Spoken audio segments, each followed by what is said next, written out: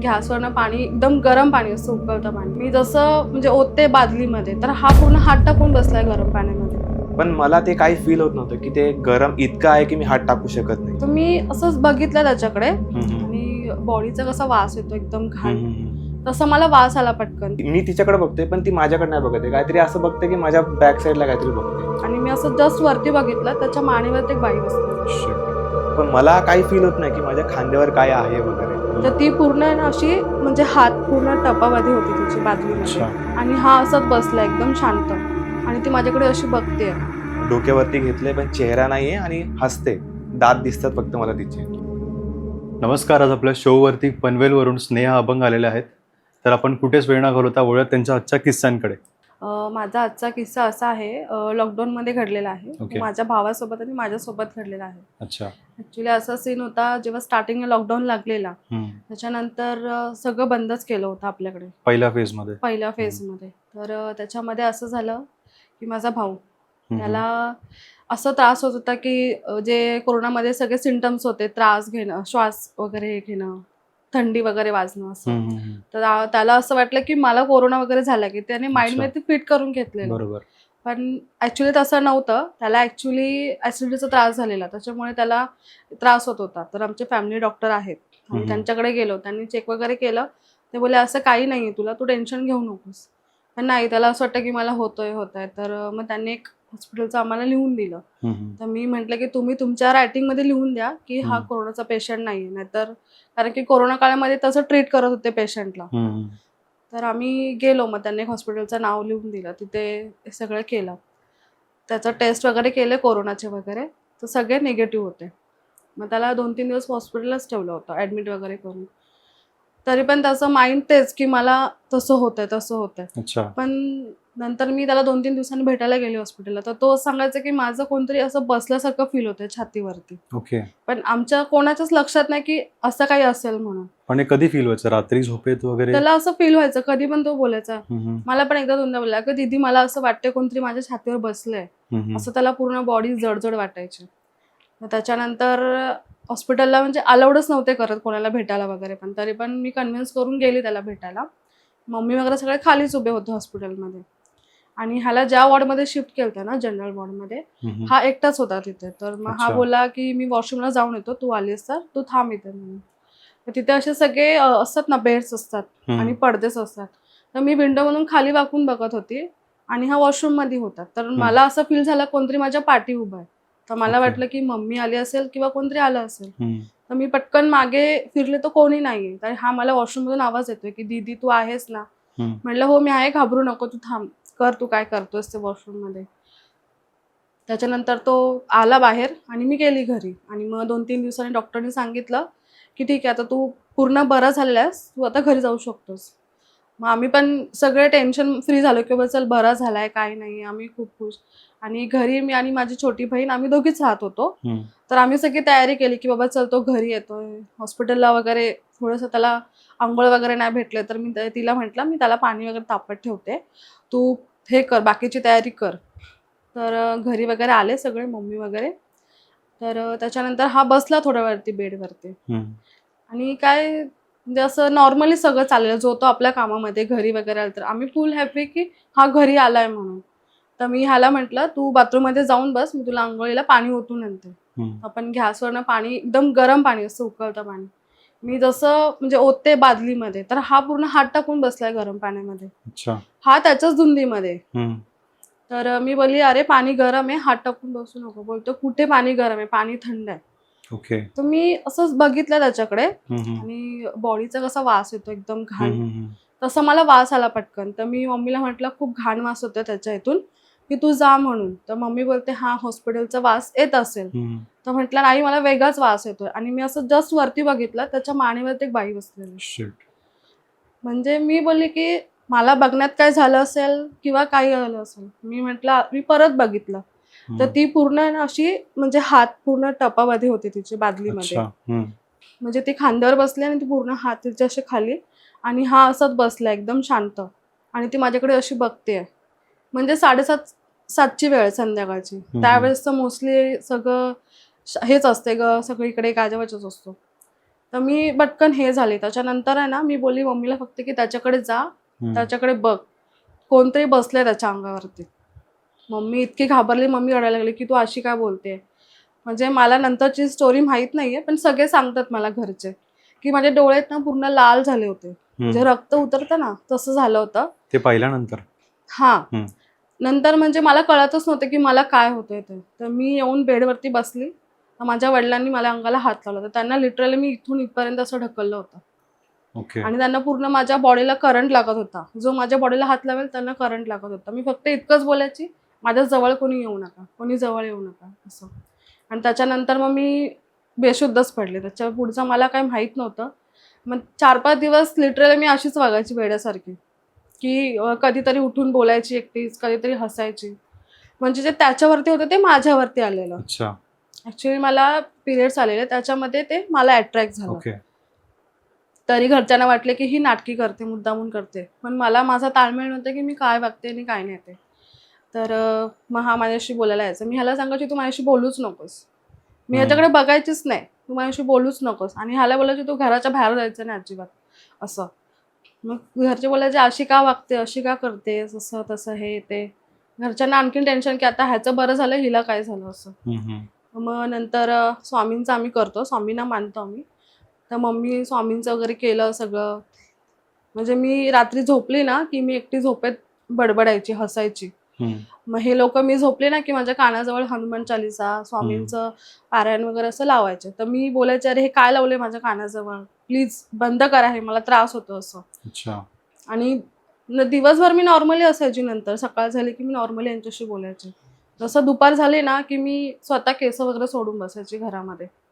आणि त्याच्यानंतर मला असं व्हायचं, एक दिवशी मी झोपली होती दुपारच्या वेळेस, असं माझं डोकं खूप दुखत होतं म्हणून मी झोपलेली.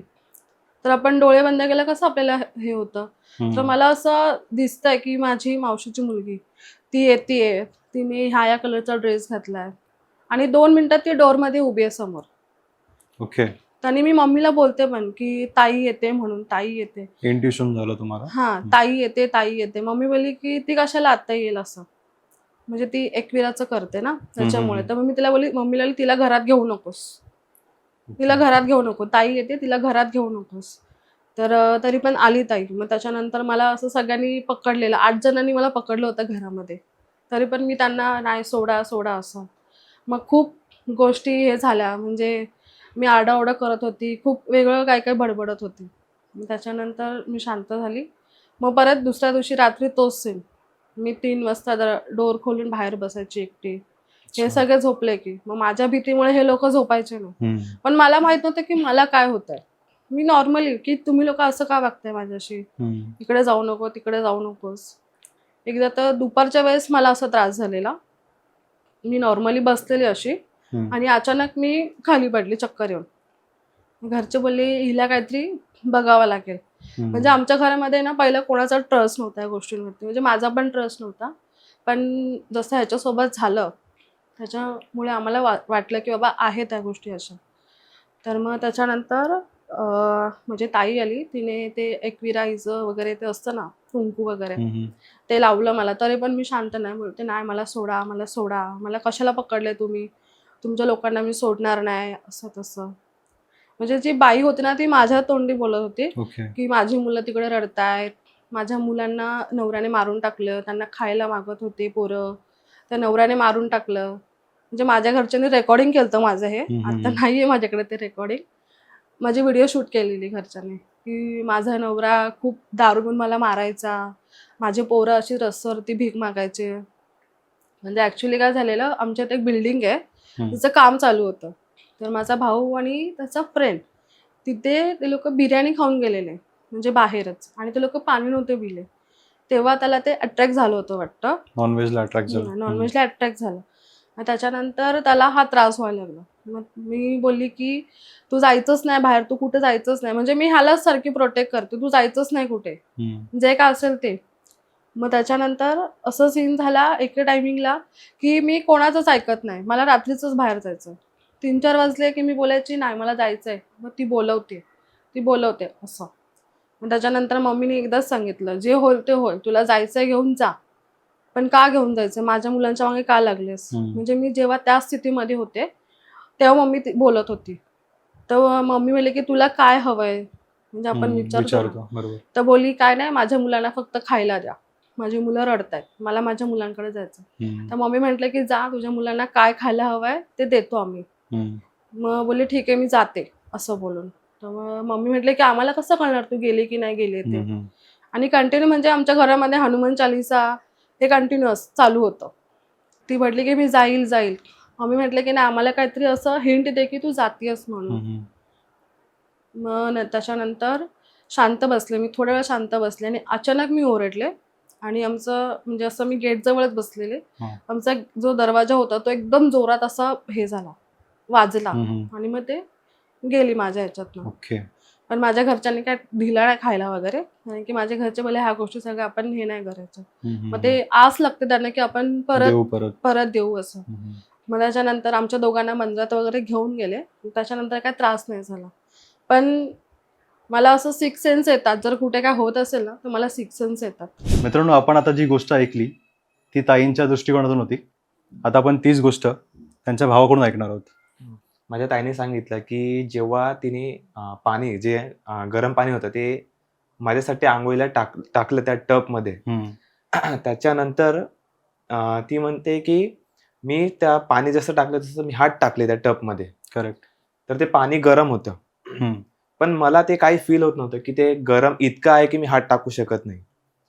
त्याच्यानंतर ती म्हणाली की अरे तू काय करतो की इतकं गरम पाणी तू असं कसं म्हणतोय. त्याच्यामुळे तिने काय केलं की थोडंसं टब मधलं पाणी म्हणजे बोलतात ना की 2-3 ड्रॉप्स हातात घेतले आणि माझ्या शोल्डरवर टाकले. अच्छा. की हे बघ म्हणजे किती गरम पाणी. तर मी तिला म्हणतोय की तू असं काय करते, म्हणजे दगड का टाकते माझ्या अंगावर. दगड? हा, म्हणजे दगड का टाकते माझ्या अंगावर. तुम्हाला एवढं हेवी वाटलं का? हा, हेवी म्हणजे मला असं वाटतं की ती दगड टाकते. अच्छा. तर मी ती म्हणते की अरे दगड कुठे, बघ किती गरम पण आहे. तेव्हा मी तिला म्हटलं की काय करते तू, हे म्हणजे साईडला हो. त्याच्यानंतर असं झालं की म्हणजे मी तिच्याकडे बघतोय पण ती माझ्याकडे नाही बघत आहे. काहीतरी असं बघते की माझ्या बॅक साईडला काहीतरी बघते. अच्छा. त्याच्यानंतर माझी ताई गेली आणि सांगितलं की मम्मी हा बघ याला काय होतंय बघ काय. तर मम्मी आली की विचारलं की काय झालं वगैरे. तर ती बोलते की मम्मी बघ त्याच्या खांद्यावर कोणतरी बसलंय, ती कोणतरी बाई बसली. मला मम्मीला आम्ही एकमेकांकडे बघतोय की हे असं का बोलते की म्हणजे काय कोण आहे. पण मला काही फील होत नाही की माझ्या खांद्यावर काय आहे वगैरे.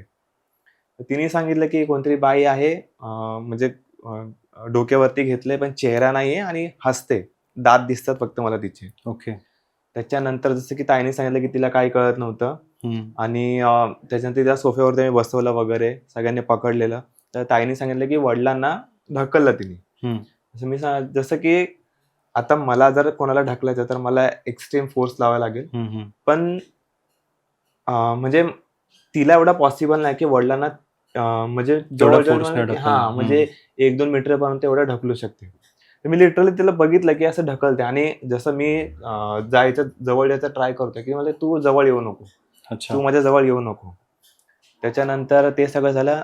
नंतर माझी जी आई होती मम्मी, ती म्हणाले की नक्कीच काहीतरी म्हणजे असं काय होतं, नाटकी तर नाही येत ना. त्याच्यामुळे सांगितले की माझ्या बहिणीला सांगितलं, छोट्या बहिणीला, की मिरची घेऊन ये. मिरची घेऊन ये. तर मग जी हिरवी मिरची होती, आता आपल्याला माहिती मिरची म्हणजे तिखट असते. मम्मीने सांगितलं की तिच्या तोंडात ठेव मिरची. जर ती नाटक करत असेल तर मिरची तिखट लागेल तर कुठल्या माणूस शुद्धीत येईल, बिकॉज तिखट कोणाला एवढं सहन होणार नाही.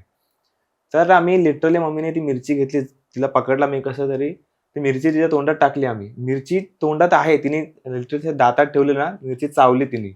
अर्धी मिरची पडली खाली आणि अर्धी मिरची तोंडात आहे, पण तरी पण तिचा काही रिस्पॉन्स नाही. ती फक्त अशी एक म्हणजे शब्द बसलीये, काहीच रिस्पॉन्स नाही, काही नाही. नंतर शेवटी मम्मीने म्हणजे तोंड पकडून ती मिरची काढली वगैरे, तेव्हा म्हणजे आम्हाला कळलं की हे काहीतरी वेगळं आहे, म्हणजे हे पॉसिबल नाही.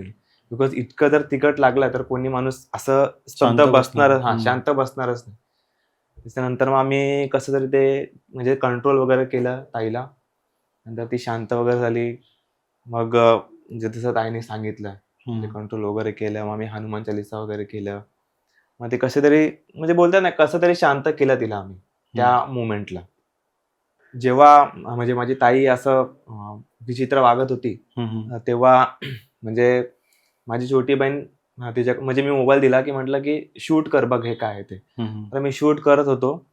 तर आपल्याला जे नॉर्मली माणसं असतात, जे आपल्या म्हणजे रोजची माणसं आहेत, त्यांचा आवाज माहिती आहे. माझी ताई बोलते की मी याला सोडणार नाही, मी याला घेऊन जाणार. ते आपण जर असं पर्सनली ऐकलं तर आपल्याला वाटलं की तीच बोलते, पण जेव्हा व्हिडिओमध्ये आपण बघतो ना ओके. तेव्हा तो आवाज ताईचा नव्हता. चेंज झाला आवाज. आवाज चेंज होता. पण असं नॉर्मली ऐकलं तर वाटेल की तीच बोलते, पण आवाज थोडासा एक असा हेवी आवाज असतो ना, पण व्हिडिओमध्ये स्पष्ट कळते की तिचा आवाज नाही. ओके. कोणतरी दुसरीच वेगळी बाई बोलते. अच्छा. तुम्ही जसं सांगितलं मगाशी की तुम्ही ताईंच्या तोंडामध्ये ती मिरची दिली, ते कळण्यासाठी की खरं आहे की खरं आहे की खोटं आहे. म्हणजे ऍक्च्युली ही चांगली आयडिया आहे. जर कोणाकडे असं काय घरात असेल आणि खरंच कोण नाटक करत असेल किंवा सिरियसली झालं असेल तर मग ते मे बी डिटेक्ट म्हणजे व्हायला म्हणजे मम्मीला माहित असेल किंवा अगोदर कधी बघितलं असेल की असं केलंय, त्याच्यामुळे मम्मीने सांगितलं की मिरची घेऊन ये आणि तिच्या तोंडात टाक. जर नाटक करत असेल तर तिला सहन होणारच नाही. ती स्पष्ट बोलेल की पाणी वगैरे दे. पण ताईचं काय रिॲक्शनच नव्हते की फक्त ती बसून आहे. ती आतमध्ये मिरची आहे ते आम्हाला दिसते, फक्त बसून आहे. काय म्हणजे हालचाल पण नाही करते, बोलत पण नाही की पाणी वगैरे दे. म्हणजे असं झालं की आम्हालाच ती मिरची काढायला लागली. थँक्यू सो मच तुषार, तुम्ही तुमचा दृष्टिकोन आपल्याला सांगितलात. आता इथून पुढची गोष्ट आपण ताईंकडून ऐकूया. हे एक्झॅक्ट कुठे घडलं होतं? लोकेशन म्हणजे हे पनवेलमध्येच. आम्ही पनवेलला राहायला आहोत. तुमच्या राहत्या घरी राहत्या घरीच झालेलं आहे. आमच्या घरामध्ये काही प्रॉब्लेम नव्हता, पण हे बाहेरून झालं होतं, त्याच्यामुळे सगळं हे होत होतं. तुम्ही सांगितलं की तुमच्या भावाच्या खांद्यावरती ती बसली होती. ती कशी होती दिसायला? म्हणजे दिसायला तिच्या इथपर्यंतच पाय होते, पण तिचे हात पूर्ण बादलीमध्ये होते आणि पूर्ण काळी कुट्ट, म्हणजे कोळसा लावतात ना बॉडीला तशी पूर्ण काळी होती. पण तिला डोळे वगैरे काहीच नव्हतं आणि डोक्यावर तिचा पदर होता, व्हाईट साडी होती तिची.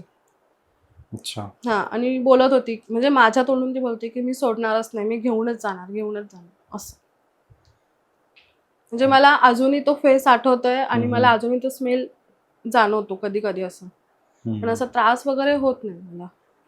तुम्ही अशी चौकशी केलेली प्रॉपर की याचं कुठून सुरुवात झालेली या गोष्टीला? नाही, म्हणजे त्याला सगळ्या गोष्टी झाल्या ना, त्याच्यानंतर मी ह्याला विचारलेलं की तू असं कुठे गेला होतास का बाहेर वगैरे. तर मग खूप असं कधी कधी आपण विचार करतो, तेव्हा बोललेला की अरे हो दीदी, मी आणि माझा फ्रेंड गेलो होतो एकदा बिर्याणी खाऊन, पण आम्ही पाणी नव्हतो पिलो, त्याच्यामुळे ते झालेलं तसं. म्हटलं ठीक आहे, पण आता नेक्स्ट टाइम असं नको करत जाऊ. खूप भयानक तुमचा किस्सा होता पहिलाच. वळूया पुढच्या किस्साकडे. हो. आणि पुढचा किस्सा असा आहे की लग्नानंतर मी शिफ्ट झाले, तर पनवेलच्या पुढेच राहिलो होतो आम्ही. अच्छा. तर असं होतं की तिथे न्यू कन्स्ट्रक्शन होतं, सगळे न्यू बिल्डिंग्स वगैरे. आपल्याला माहित नसतं कुठली जागा कशी असते काय नाही. तर आम्ही 3rd फ्लोअरला राहिलो होतो आणि समोर 2 रूम होते. त्याच्यामधल्या एक रूम मध्ये राहायला होते, एक रूम मध्ये म्हणजे भाडुत्री यायचे, पण ते 6 महिने 3 महिने असे राहून जायचे. पण त्यांच्याशी आमचं कधी बोलणं नव्हतं एवढं की तुम्ही का सोडून जाताय, ज्याचं त्याचं इश्यू की का सोडून जाताय. तर त्याच्यानंतर मग माणसं खूप वाढत गेले आजूबाजूच्या फ्लॅट्समध्ये वगैरे राहायला. तिथे माझी एक फ्रेंड झाली, तिच्याशी माझं आणि तिचं बोलणं असायचं. तर तिची आत्या पण तिथेच राहायला लागली माझ्या समोरच्या रूममध्ये, म्हणजे ज्या रूममध्ये इश्यू होता. तर ती तिला सांगायची जाऊन भाचीला की अगं माझ्यासोबत ना असं असं होतं, म्हणजे मी जर एखादा टोप वगैरे इथे ठेवला ना, तर मी किचनमध्ये जाऊनच परत तो टोप तिकडे डोरच्या इथे असायचा. आणि राहायला तिच्या घरामध्ये फक्त तिचे हस्बंड असायचे, तिचा मुलगा पण म्हणजे मोठाच होता, 20-21 वर्षाचा. तो लहान मुलं असेल तर गोष्ट वेगळी की तो इकडे तिकडे सरकवेल, पण तो मोस्ट ऑफ घरी नसायचाच, कारण तो नाईटला जायचा, तो दिवसभर झोपलेला किंवा कुठेतरी असायचाच. तर ती सांगायची, ती बोलायची तू गप्प बस बाई, तू असं काही सांगू नकोस, इथे आपण रेंटने राहतोय, जे ओनर राहतात त्यांना हे सगळ्या गोष्टी हे कराव्या लागेल. ती बोलते अगं मला खरंच त्रास होतो या गोष्टींचा. बोलते मला बाई दिसते इथे रात्रीची. ओके. की माझ्या समोर उभी आहे. ती बोलायची की ठीक आहे चल, मी मानते की नाही असं काय, पण बोलते मी तर म्हातारी आहे ना, मग माझी केस जेव्हा मी विंचरते तेव्हा ती पांढरी केस पाहिजे ना. मी जेव्हा सकाळी झाडू मारते तेव्हा लिटरली काळ्या केसांचा गुच्छा भेटतो मला. अच्छा. म्हणजे त्या रूम मध्ये त्यांचा मुलगा, त्याचा जॉबचा पण इश्यू व्हायला लागला, तो दिवसभर घरामध्येच पडून असायचा वगैरे. मग ती कधी कधी माझ्याकडे याची बोलायची की बघ ना कसं नाही, तो जॉबला जात नाही, असं नाही, तुझ्या मिस्टरांशी बोलून बघ त्याला कुठे जॉब वगैरे भेटतोय का. मी बोलले की ठीक आहे, सांगते मी त्यांना.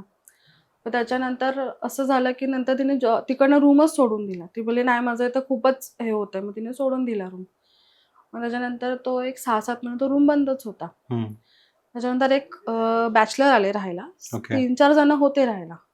पण त्यांचं कसं होतं, ते नाईट शिफ्टला जायचे ते पण, हम्म. आणि डेला ते झोपून असायचे. हम्म. त्यांचं आणि आमचं म्हणजे मी तर त्यांना कधी बघितलंच नव्हतं ते कसे दिसतात कसे नाही. तर एक दिवशी काय झालं, ते वाटतं आय थिंक सुट्टी घेऊन ते घरी होते, तब्येत ठीक नव्हती म्हणून त्यांची. 3-4 दिवस ते घरी होते.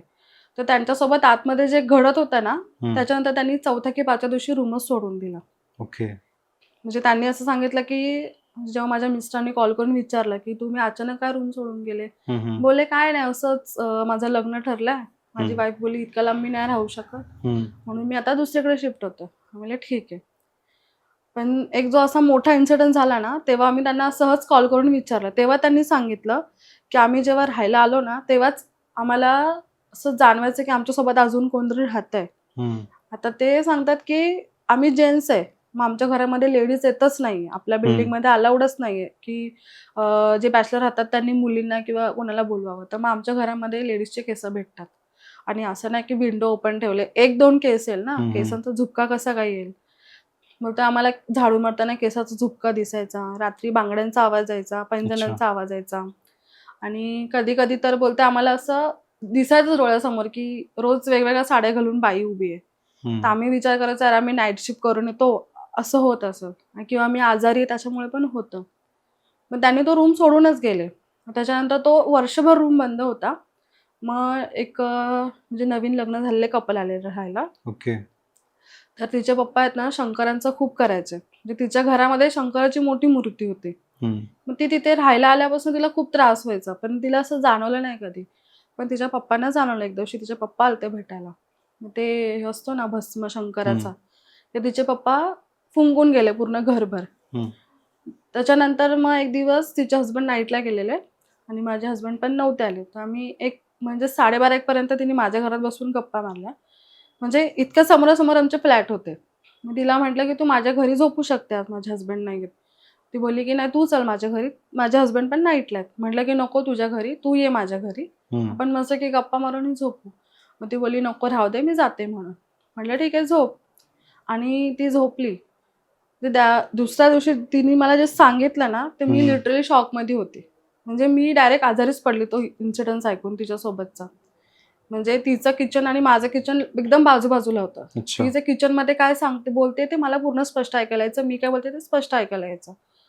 तर ती इतकी जोरजोरात नवऱ्याशी बोलत होती ना, आणि इतकी जोरजोरात, मी बोलली तिला फोन करून काय झालं, तू भांडतेस का नवऱ्याशी? बोलली काय तुला सांगू माझ्यासोबत रात्री काय झालंय ते. म्हटलं का काय झालं, तुझे हसबंड तर घरी नव्हते ना? बोलली सांगते तुला, ये तू घरी. म्हणजे समोरच आहे आम्ही, पण मी गेलीच नाही तिच्या घरी. म्हटलं ठीक आहे जाऊ दे, तू ये नंतर. मला वाटलं ह्यांची काय भांडणं झालेत म्हणून मी गेली नाही. मग तिच्यानंतर तिचे हसबंडच आणि ते दोघं जण माझ्या घरात आले बसायला. तिने सांगितलं की स्नेहा मी रात्री झोपले ना, तर मला बेडरूम मधून खेचून मला हॉलपर्यंत आणलेलं. बापरे.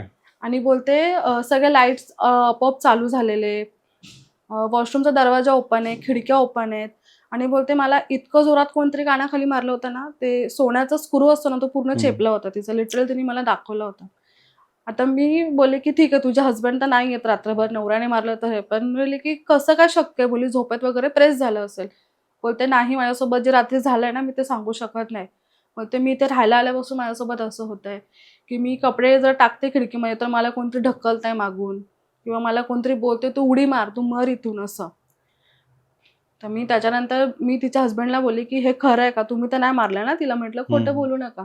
बोलतो अहो नाही ताई मी कशाला मारू, मी तर नव्हतोच रात्री आणि तुम्ही तर 1 वाजेपर्यंत बोलत होतात. म्हटलं हो. ती सांगते मला ना बेडरूम मधून हॉलपर्यंत खेचत आणलं, तिथून हॉलमधून मला किचनमध्ये खेचत नेलं पाय धरून, आणि मी ओरडते, माझा आवाज जात नाही कोणाला बाहेर. अच्छा. आणि तिने मला पण फोन करायला ट्राय केला, पण बोलते माझा फोन आहे ना मला वॉशरूम मध्ये भेटला सकाळी, पाण्याच्या टबमध्ये.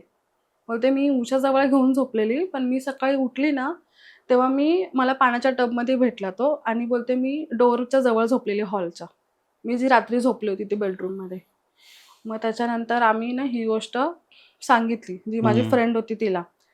ती बोलली अगं माझी आत्या राहायला होती ना, तिने पण सांगितलं मला, पण मी तुला सांगितलं नाही कारण की तू घाबरशील म्हणून, तू इथे समोर राहतेस.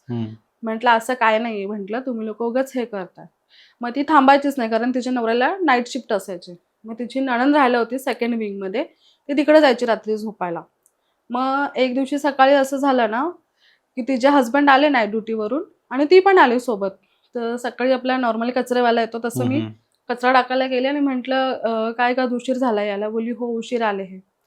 जस्ट आम्ही इतकं बोलून ती बोलली डोअर ओपन ठेव थोडंसं. ती खूप घाबरायची, ती दिवसाची पण घाबरायची, तिच्यासोबत तो इन्सिडेंट झाला होता तसा. तर बोलली थोडासा डोअर ओपन ठेव स्नेहा. मी बोलली ठीक आहे. मी असं सोफ्यावरती बसले, भाजी कट करते आणि ती पण समोर बसली. आम्ही दोघी बोललो आणि जस्ट मी उठून किचनमध्ये गेले आणि जो तिचा ओरड्याचा आवाज आला इतका जोराचा, मी म्हटलं ही पडली की काय किंवा काय झालं, म्हणून मी धावत बघायला गेले. तर म्हणजे असं सीन झालं होतं की तिचे हस्बंड अंघोळ करून आले होते आणि ते देवपूजा करत होते. तर आपल्या किचनच्या मध्ये स्पेस असते ना, तिथे तिला एक बाई दिसलेली पूर्ण सफेद साडीमध्ये, पूर्ण केस पायापर्यंत तिचे, तिच्या हस्बंडच्या मागे, आणि बोलते की देवपूजा करू नका, मला इथे राहायचंय. तिला ती बाई तिला बोलते. म्हणजे तिचा नवरा आहे ना लिटरली टॉवेलवरतीच होता, तो तसा बाहेर धावत, तो पण घाबरला, त्याला पण दिसली, तो पण टॉवेलवरतीच बाहेर धावत, ती पण त्याच्या मागे. मी बोलली काय झालं तुमच्या दोघांचं, काय धावतं असं तसं. आणि माझे हस्बंड झोपले होते, ते पण आवाजाने उठून बाहेर आले की कोण इतकं ओरडतंय.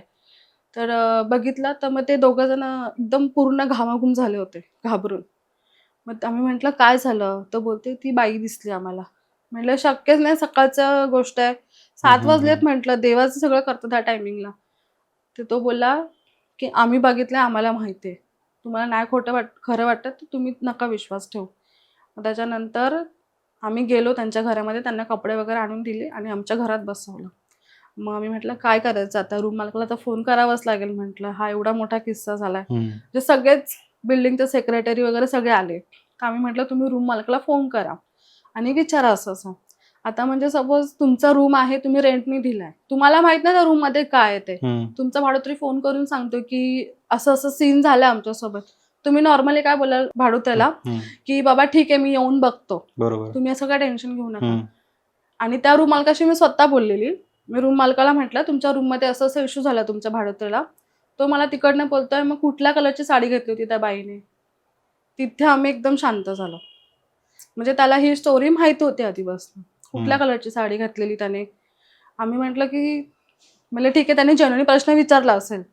मग तो बोलला ठीक आहे मी ना अर्ध्या 1 तासात येतो. तो राहायला आय थिंक कुठेतरी होता, भायखळा की वडाळा. बोलला मला 1-1.5 तास जाईल. मी बोलले पण तुम्ही आजच्या आज या म्हटलं, तुमच्या रूमचं काय ते बघा म्हटलं, कारण की 2-3 इन्सिडेंट्स आम्ही ऐकले तुमच्या रूम बद्दल. तो बोलला नाही असं काय नाही, तुम्ही टेन्शन घेऊ नका. आम्ही म्हटलं ना तुम्ही आजच या, आता म्हटलं तुमचा रूम सील करावा लागेल, तुमचा भाडोत्री तयार नाही त्या रूम मध्ये राहायला. म्हटलं ठीक आहे मी येतो. आला तर तो येताना उदबत्ती घेऊन आला. परत आपण ते देवाला हार घालतो तो घेऊन आला, एक लाल कापड घेऊन आला. आम्ही बोलले की काय प्रकार आहे हा नक्की. आणि मग त्याच्यानंतर त्यांनी ना पूर्ण घरामध्ये बोला तुम्ही कोणी येऊ नका आतमध्ये, पूर्ण घरामध्ये त्यांनी अगरबत्तीने पूजा वगैरे केली. म्हणजे लिटरली त्यांनी वॉशरूम पण पुजलं. आम्ही बोलले हा काय करतो असा. तर बोलला कोणी जाऊ नका थोड्या वेळासाठी त्या रूम मध्ये. आम्ही म्हटलं तर आम्ही जाणारच नाही, आमचा संबंधच नाहीये. आणि जे भाडोत्री होते ते बोलले की तुम्हीच आमचं सगळं सामान बाहेर काढून द्या, आमची हिंमतच नाही आतमध्ये जायची. बोलतो नाही ना तुम्ही आता बिंदास राहू शकता, काय टेन्शन नाहीये. मला पण बोलला ताई तुम्ही पण जाऊ शकता, काय टेन्शन नाहीये. मी बोलली माझा प्रश्न येतच नाही जायचा. माझे हस्बंड खूप चिडलेले. ते बोलले तुम्ही काय ते खरं खरं सांगा आम्हाला बसून, आता बघू आम्ही पोलीस कंप्लेंट करू की तुमच्या 3 भाडोत्र्यांसोबत असे इन्सिडेंट झालेले आहेत. तर तो बोलला की असं काही नाहीये, तुम्ही टेन्शन घेऊ नका. त्याने इग्नोर केलं इकडचं तिकडचं सांगून. ठीक आहे. पण तो नंतर बसला ना आमच्यासोबत, तो बोलत होता की कुठल्या कुठल्या कलरमध्ये दिसते तुम्हाला ती बाई साडी घालून, हिरवा पिवळा लाल असं. तर आम्ही त्या गोष्टी त्याच्या ऑब्झर्व केल्या. मग मी म्हटलं ठीक आहे आम्हाला कुठल्या पण कलरमध्ये दिसेल, पण तुम्हाला कसं माहिती की ती ह्या कलरमध्ये साड्या घालते. मग तिथे तो शांत झाला आणि मग नंतर त्याने इग्नोर केली ती गोष्ट आणि बोलला मी आता जे पूजा केली आहे ना ते तुम्ही नंतर उचलू शकता. तर मी लिटरली त्याला म्हटलं आम्ही काही रिकामे नाहीये तुमची ही कामं करायला, तुम्ही येऊन ते करू शकता. मग त्याच्यानंतर जी माझी फ्रेंड झाली होती ना, तिच्या हस्बंडला ते त्रास झाला.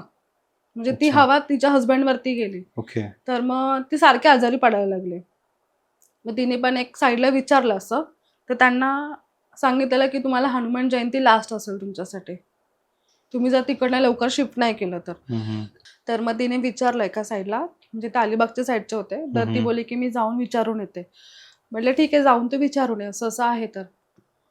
तर त्यांनी विचारलं तर त्यांनी सांगितलं की त्या रूम मध्ये एक बाई आहे, तिला तिथे आणून पुरलेली आहे. त्या जागेवरती? हा, त्या रूम मालकाने त्या जागेत पुरलेली आहे. ओके. म्हणजे त्या रूम मध्ये तिचं कुठेतरी अस्तित्व आहे. कितव्या फ्लोअरला होता रूम? 3rd फ्लोअरला.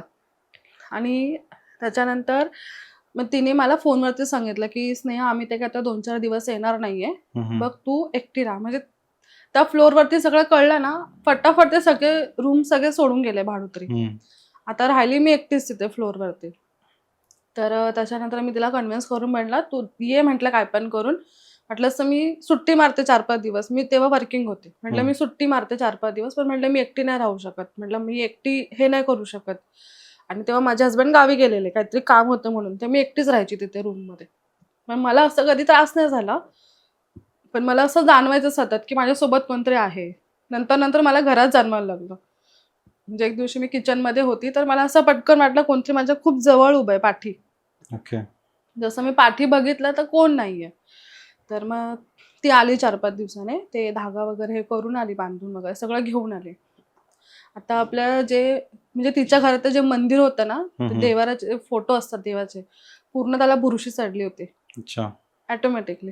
पावसाचे दिवस असेल तर आपण समजू शकतो की पावसामुळे रूम बंद असेल तर लागतं. थंडीचे दिवस होते नॉर्मली. तिने मला बोलवलं की स्नेहा लवकर इकडे ये, बघ कसं झालंय ते. म्हणजे बोलतात ना, ज्या रूममध्ये निगेटिव्हिटी असते तो रूम एकदम वेगळाच होऊन जातो. तसं झालं होतं तिच्यासोबत. पूर्ण म्हणजे सगळे फोटो ना पूर्ण असे काळे, आपण काजळ लावतो ना तसं पूर्ण काळे झाले होते.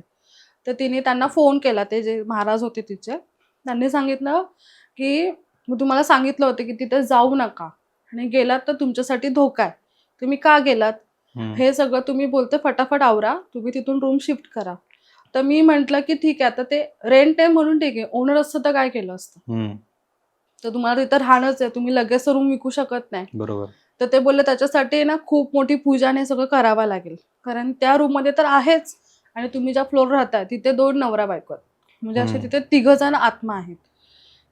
तर मी म्हटलं की माझा विश्वास नव्हता त्या गोष्टींवरती. मी बोलले की हे तुम्ही सगळं फेक सांगताय. मी तिला बोलले ठीक आहे, तू चेंज करू शकते रूम म्हटलं, आणि आमचा ओन हाऊस आहे त्याच्यामुळे आम्ही चेंज नाही करू शकत. आणि त्याच्यानंतर जो लिटरली मला त्रास झाला, मी तिथे राहिली एकटी. म्हणजे एक दिवस असं झालं की मी आणि माझे हस्बंड झोपलो होतो आम्ही बेडरूममध्ये. आमचा 3rd फ्लोअरवरती रूम होता. तर टेरेसवर सहसा रात्री कोण जात नाही. म्हणजे आमचं वॉचमॅन चावी द्यायचाच नाही, ते इन्सिडेंट झाल्यापासून. म्हणजे तो इन्सिडेंट झाला त्याच्या 2-3 दिवसांनी ना, एक 2:30-3 वाजले असतील. आमच्याच रूमच्या वरती इतका जोराचा आवाज होता नाचायचा, की जसं रागामध्ये आपण पाय आपटतो तसा आवाज येत होता. आणि जे खॉट असतं ना एकदम लोखंडाची जुन्या काळातली, तशी कोणतरी खेचतंय. म्हणजे तो लिटरली आवाज आहे ना 1 तास चालू होता. आम्ही 1 तास फक्त हनुमान चालीसा ऐकत होतो बेडरूम मध्ये. इतका आम्ही घाबरत होतो दोघं जण. पण तुमच्या वरती कोण राहत होतं? नाही, वरती टेरेस होतं. टेरेस वरती असा आवाज आला? हा, म्हणजे कोणतरी मधीच उड्या मारतंय, कोणतरी खॉट खेचतंय, म्हणजे काय ना काहीतरी आवाज येत होता की तिचं हे इंटेन्शन होतं की तुम्ही बाहेर येऊन बघा असं. पण आम्ही नाहीच गेलो त्या रूम मधून बाहेर. म्हणजे आम्ही एवढे घाबरलो होतो. आम्ही बेडवरनं पण खाली उतरत नव्हतं, इतकं आमचं म्हणजे झालेलं. मग त्याच्यानंतर तो रूम मालक आला आणि त्याने सांगितलं की बाबा जे काय असेल ना माझ्या रूमचं मी बघून घेईल, तुम्ही काय माझ्या रूमची बदनामी करू नका, माझा रूम खूप चांगला आहे. आम्ही म्हटलं आम्हाला काय हौस नाही तुमच्या रूमचं हे करायचं, तुमचे भाडोत्रीच सांगतात म्हणून म्हटलं. तर तो बोलला ठीक आहे मी बघून घेईल. पण नंतर आम्हाला असं कळलं बाहेरून की त्याचं बाहेर अफेअर होतं, आणि त्याच्या फॅमिलीमध्ये पण माहित नाही अजून त्यांचा इथे रूम आहे म्हणून पनवेलमध्ये. त्याचा अफेअर होता. आय थिंक त्या बाईला त्याच्यासोबत राहायचं होतं. तो नाही बोलला, तिला मारून टाकली काय केलं वाटतं, आणि ती तिला तिथं रूम मध्ये आणून पुरली आहे. अजून पण त्या रूम मध्ये कोणी भाडोत्री नाहीये राहिला. म्हणजे आलं तरी 3-6 महिन्याच्या वरती कोण राहत नाही असं तर रूमचं आहे. म्हणजे अजून पण तिथे चालूच आहे. म्हणजे मी कधी फोन वगैरे करते ना तिला असं, ती बोलते चालूच आहेत ते किस्से. पण जे कपल्स होते राहायला त्यांची अवस्था जी आम्ही बघितलेली ना, म्हणजे अक्षरशः ती बोलतात ना मेल्याहून मेल्यासारखे झाले दोघं पण. काहीच नाही त्यांना समजत आहे काय सांगायचं नाही काय नाही ते. त्याने स्वतःचं रूमचं सामान पण शिफ्ट केला नाही. बोलले आम्ही तो रूम बघणारच नाही. इच अँड एव्हरी सामान सगळं ना त्यांचे जे रिलेटिव्ह होते त्यांनी ते सगळे घेऊन गेलेले. मग त्यांनी दुसरीकडे रूम शिफ्ट केला. आता त्यांचं आहे, सेटल आहेत ते प्रॉपर, काय टेन्शन नाही. त्या बिल्डिंगमध्ये जास्त करून रेंटवरती होते का लोक? हो, तिथे रेंटनीच होते. आणि ते जे अलिबागचे कोण होते त्यांनी हां. सांगितलं की तुमच्या फ्लोअरवरती ती एक बाई आणि हां. 2 कपल आहेत, त्यांचे आत्मा आहेत. मग त्या 2 आत्म्यांचे त्यांनी कोणाला त्रास ते नाही दिला? जागेवाले, आय थिंक ते बोललेले की जागेवाले आहेत. अच्छा. ते पण कसं जास्त कोणाला त्रास देत नाही, ज्याचं आहे त्यालाच ते त्रास देणार. म्हणजे त्यांच्या त्या वेळेमध्ये तुम्ही भेटलात तर ते त्रास देणार असं. ओके. पण ती जी बाई होती ना, तिचं असं म्हणणं होतं की माझ्या घरात कोणी राहायचं नाही, ही माझी प्रॉपर्टी आहे असं. फारसा भयानक आणि इंटरेस्टिंग किस्सा होता हा सुद्धा तुमचा. खरंच अंगावरती काटे येतात माझे. मी तर गप्पच बसतोय, मध्ये काही बोलत नाहीये, कारण ऐकायला छान वाटतं तुमच्याकडून, त्यामुळे मला असं काही बोलावंसं वाटत नाहीये. हा एक छोटा इन्सिडेन्स आहे. चालेल. म्हणजे माझ्या मावशीचाच मुलगा आहे, सख्ख्या मावशीचा मुलगा. तो आता हयात नाहीये. अच्छा. तर म्हणजे ते कामोठ्यामध्ये राहायला आहेत माझी मावशी वगैरे. तर ते एक बिल्डिंग होती, तिथे राहायला होते ते. म्हणजे ती बिल्डिंग अशी बोलतात ना डरावना टाईपच होती बिल्डिंग. त्यांचं पण 4th फ्लोअरवरती रूम होता.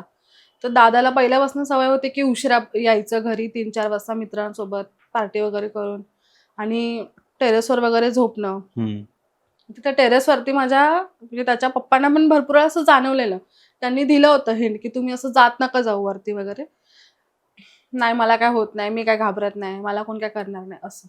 तर एक दिवशी तो लाईट गेला म्हणून वरती झोपायला गेलेला टेरेसवरती. त्याच्यानंतर तो झोपला मोबाईल वगैरे बघून. म्हणजे काहीतरी 2:30-3ची हे असेल, गोष्ट असेल रात्रीची. तर तो असं उपडा झोपला होता.